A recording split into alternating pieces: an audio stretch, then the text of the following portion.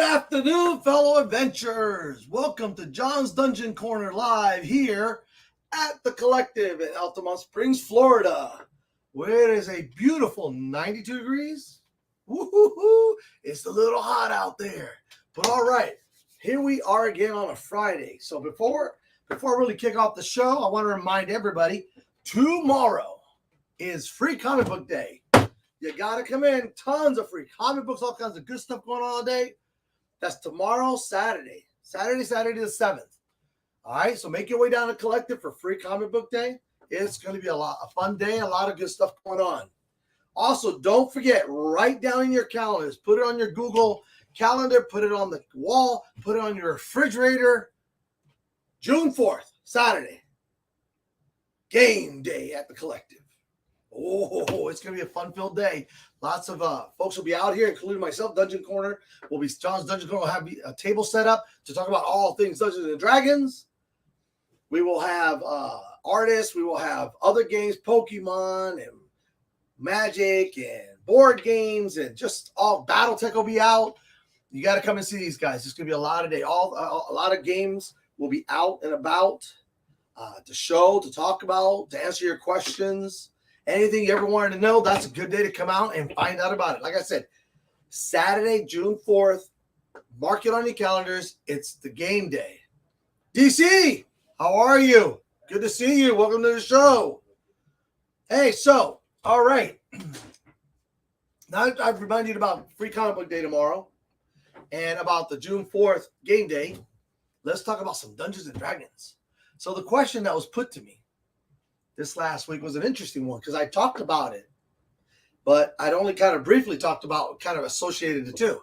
And the question was, if I have a module, like the ones that I have out here, one of the books, how do I get the miniatures that are in there without having to buy a lot of boxes and coming up with, miniatures that I may or may not use because they don't really want to collect. You don't really want to collect. Okay, I got it. So with that being said, I selected 5 different module sets, okay? And vast majority of them have modules. The modules have miniatures that have come out with them, okay? So I'm just going to start here. Since I'm left-handed, I'm going to start with my left one. So Eberron. This is Eberron Rising from the Last War, okay? This is a book that includes new races. Now, this is not a module. And I picked this one first specifically because this is not a module. It is a campaign setting. It talks about the world of Eberron and what's happened. It gives you a little bit of history. Then it goes as far as telling you about some new classes. This is where the Artificer comes from. The race, the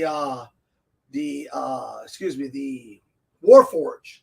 Is out of that race, comes out of the Eberron book. Well, neatly enough, okay, here's the book. There is also a set of miniatures that came out entitled Eberron Rising from the Last War. And these miniatures are either creatures or characters or like there's a Warforged that come from the Eberron book. So there's 44 of them, and they come in this box here. You have the Velena horse, the Dole Grunt. I mean, there's all kinds of miniatures that I really need. The Cadaver Collector, the Clawfoot Raptor. So there's a ton of miniatures that come in here that are directly related to Eberron. Okay, so that's the first one. Now I'm going to kind of go into the campaign settings. The campaign setting, the modules, I call them modular adventure books. This is the first. This is Baldur's Gate, Descent into Avernus. Very popular campaign setting. It is for characters 1 through 13, so this will take you a while to play. And yes, there are quite a few characters here. There's all kinds of wonderful information. There's the whole adventure setting is in here. So for the monsters related to that, they also have a box set called Baldur's Gate, Descent into Avernus. All right, and this has a lot of the miniatures related to Baldur's Gate, the adventure setting. So you've got the Legion Pit Fiend, the Legion Barbed Devil, the Red Abashi, the Scarlet True Strike. Legion Horn Devil, Olanthius, maybe a creature or a player, a character in there, an NPC. All right. These also, this set has 45 figurines. And you get 4 in each box, already pre-painted. So there's not a lot of painting to do. Okay. Now, as we go on, we have the Wild Beyond the Witchlight. Okay, this is also, there's a Feywild adventure. This can be inserted into any world, any campaign setting. It is for 1 through 8. It talks about the carnival and traveling through the different realms. And it's really nice because you can just pull it out and you can actually just insert it into your campaign setting. And it's really nice. It's a lot of fun here. So along with that, now, and I forgot to bring one out, but I want to show you. Okay, so this set, let's see. I'm not sure how many this one has. This one had 50. And this, of course, has all the neat things like the Blink Dog, Zybilna, which is an NPC. Hi, Sarah. Welcome to the show. It's got Chucklehead, Sir Talavar, Agdon Larskaff, the Jabberwock, Gullup the 19th. So it's got a lot of the named characters, a lot of the creatures that you'll see, the Witchlight Carnival, the Swamp Gas Balloon. These are, I'm going to bring this up a little closer because these are actually full sets that have these various characters in them. So in the Witchlight, the carnival is run by, well, anyway, I'm not really going to get into it, but these are some of the named characters and they come in the Witchlight Carnival box. Okay. Very beautiful. This piece is a gorgeous piece. It's a fairy type creature inside of a crystal ball. And there's the swamp gas balloon. And these come separate. These all come together. And this is a separate piece here. And of course, here goes some of the characters. So you can kind of see that the named characters, some of the characters that you'll need from there will be in there. Just wanted to give you a close up of that. Now, a campaign setting that one of the game masters here, the Dungeon Masters, is running for us. And he bought the special edition, is the Curse of Strahd, which is a 1st through 10th level campaign. Okay? Very interesting. Set in Barovia. It's its own campaign setting. Just like Eberron, it is its own campaign setting. Unlike Eberron, though, this is also an adventure that takes you from 1st to 10th level, whereas Eberron is simply a campaign setting.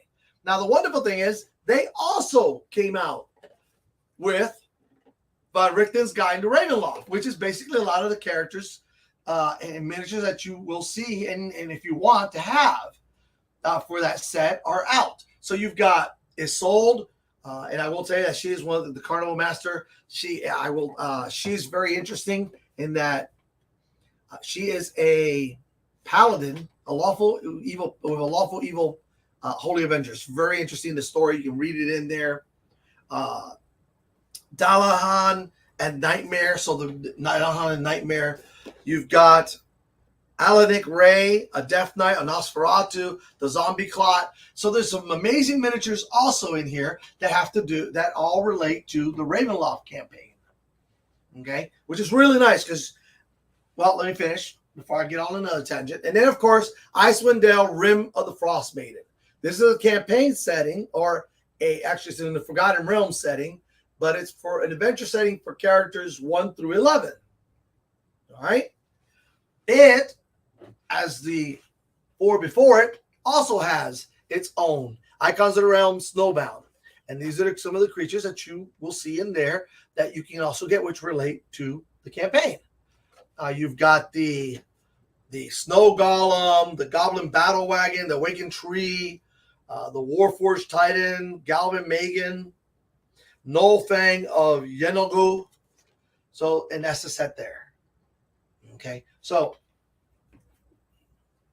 going over that, those are, and then here's the neat thing. When you buy these sets, you can always use these in other campaign settings. You don't have to, it's not specifically, yes, it was made so that you would have the accessibility to the creatures within. Hey, William, how are you, sir? Good to see you. Welcome to the show. As always, our good friend William is on. He comes out quite often. I think he misses a Friday here and there. But good to see you, brother. How's everything going?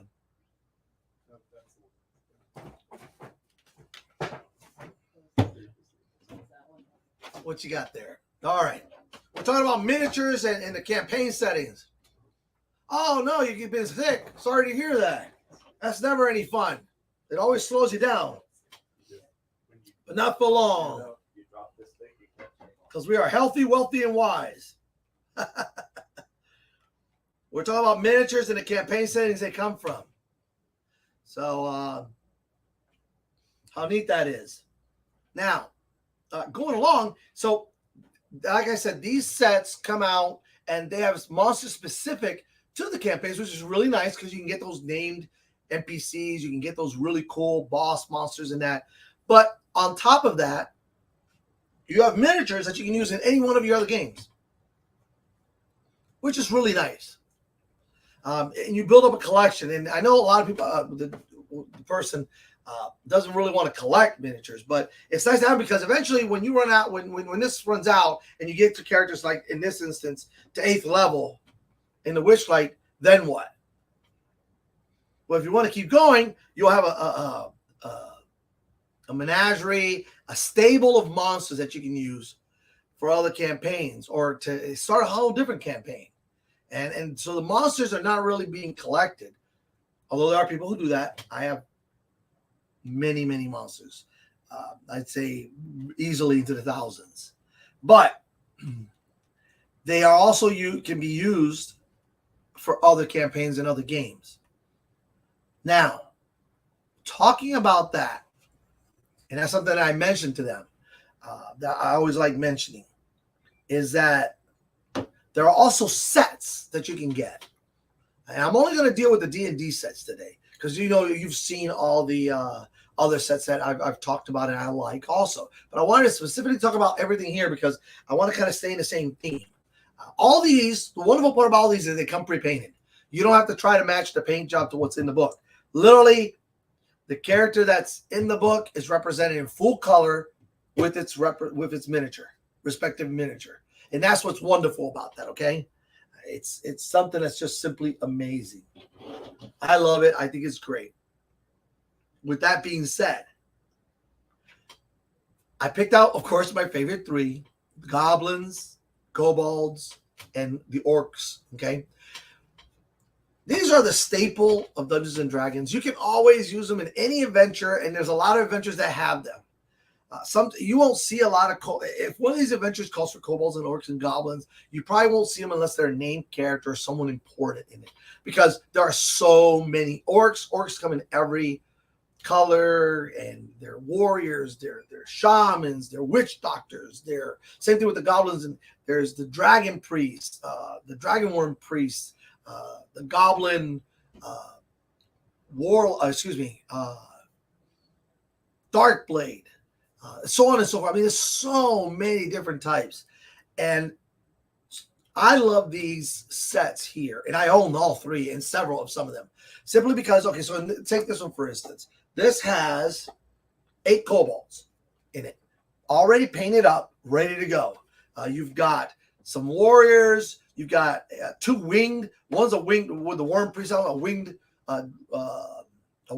kobold that's firing off probably a flame bolt. And then you've got, now here's neat, something really cool. There's one kobold in here that has a dagger and a spinning nunchucks. Okay. There's another one that has a hook and chain with a barbed end at the other end. Okay. So it's really neat. Very neat. Some of the fixes, so they're not your everyday ho-hum poses. They've come up with new sculpts for these, which is really neat. Then over here we have the Goblin Warband. And in this one, there's 6 goblins. Okay. Very neat. Once again, very well posed, fully colored, in full color. And the neat thing about this one is it has one that has a whip, which you really don't see a lot in the game, whips. But they're very cool for entangling and capturing people and taking them off their feet. And then there's a leaping goblin that's like on this neat little like transparent base. It looks like he's jumping. He's got a spear. I mean, it just looks really neat. And there's actually a unarmed goblin that you can use as a monk goblin. So you can even use some of these guys as PCs. Then, of course, what set would be complete without the Orc Warband?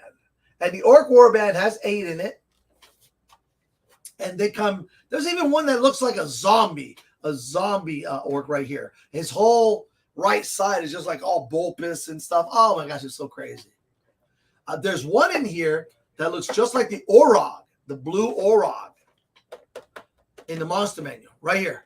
Even has the axe and everything. It's almost like they took him straight out of the book. Actually, I'll come up there and show you because I think it looks really neat.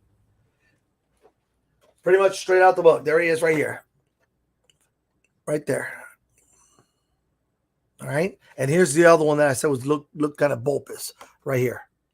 I mean, if you look at him, he's got all, yeah, it's pretty. You got to kind of see him. You got to come by the store and look at the miniatures. Even if you don't buy one, you got to kind of see what the sculpts look like. How nice is that? The quality of these. If you're here on a Wednesday and I'm here, you can come and look at them because I usually have them with me. In fact, I'm using them currently. So I think you can definitely come by and see those sets of sculpts. But let me show you what I was talking about the orc. So you can kind of have an idea what the miniatures. I'm using him because, fortunately, here we go. All right, so here we are. All right, so here goes your orc here. Here goes your Orog here. See? He's got a bluish tint, and look at the axe, okay? Now,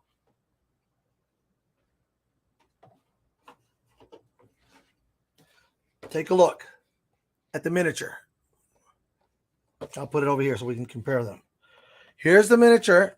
Oh, excuse me. Here's the... all right, wants to run all over the place. All right, so here we have the miniature. Okay? With the axe, the blue tint. And here is the picture. It even has the little ponytail up at the top knot. The miniature. Oh, miniature's over here. Right there. Let me see if I can get it up close. Okay, there we go. So they do a really, really good job with the representation of the creatures. So, and then I want to show you that because I think it's important to realize whatever's in here, whatever representation of the creature you're looking for will be, when you pull them out of the box, it'll be exactly the colors, everything. It's amazing. It's real nice. And I have both, but we're going to talk about that too here in just a second. So that's to answer that question. Now, sometimes you just can't. Sometimes there's just miniatures that just don't come out for whatever reason. I don't know why. They just don't make them. You feel like they're an important miniature, and that should be an NPC or whatever that's in that module.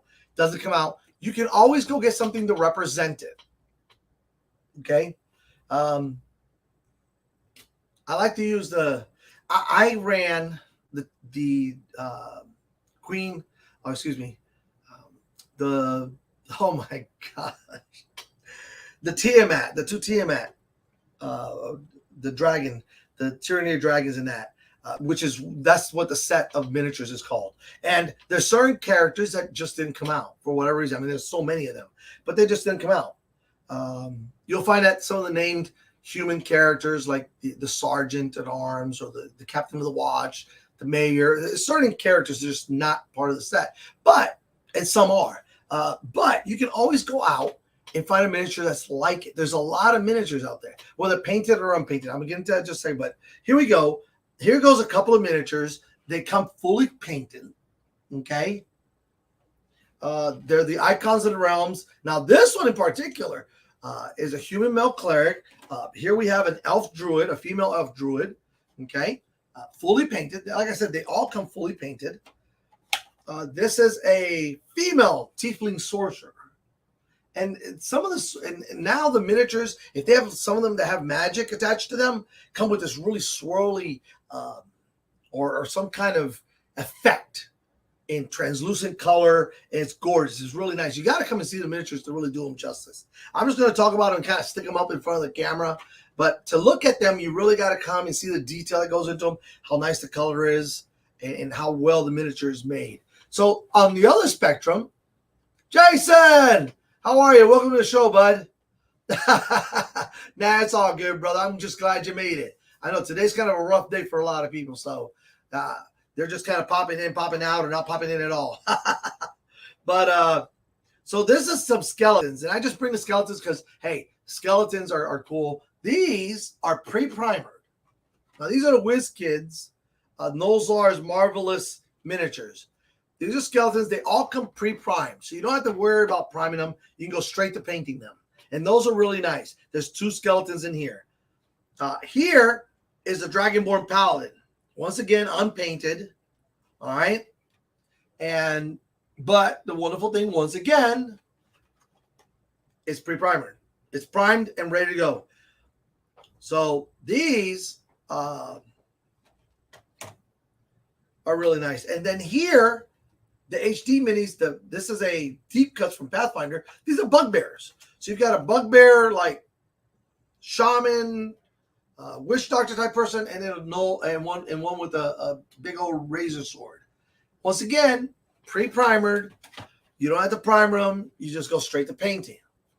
So you can use these. And miniatures, I'll tell you what, it's like I've said before, and I said it earlier in the show, is when you get these miniatures, don't look at them as, oh, I'm getting miniatures that I'm not going to need, because you can always substitute things. Remember, this is all about up here. It's a game of imagination. You don't even need the miniatures really to do it. You can use pennies. I keep saying it's pennies. And there's all kinds of alternatives to the miniatures. All right? You can use dice. You can use little pebbles and shoot. Like I said, back in the day, we used to use the cowboys and Indians, the little green army men, the gray ones, whatever we could get our hands on to represent whatever. Miniatures didn't come around until much later. So we used whatever was available. One time, I remember we fought a dragon, and there used to be these plastic dragons that they used to make just to play with, for kids to play with. And the guy brought it out and put it on the table. It was like, we had these little, we had found like I don't want to say a King Arthur set because it wasn't a King Arthur set, but it was like an Arthurian knights, knights and that on horses and that. So we used a lot of the some of the miniatures from that, and and here's this miniature. We got this little tall green. It just imagine a green army man about this tall, and you got this dragon. So it was hilarious to see that. But hey, we had fun, and that's what it's about in the end. Dungeons and Dragons is about having fun with friends and family, with new players and veteran players alike, and of course, dice. It's about the dice. Don't forget the dice. Gotta love the dice.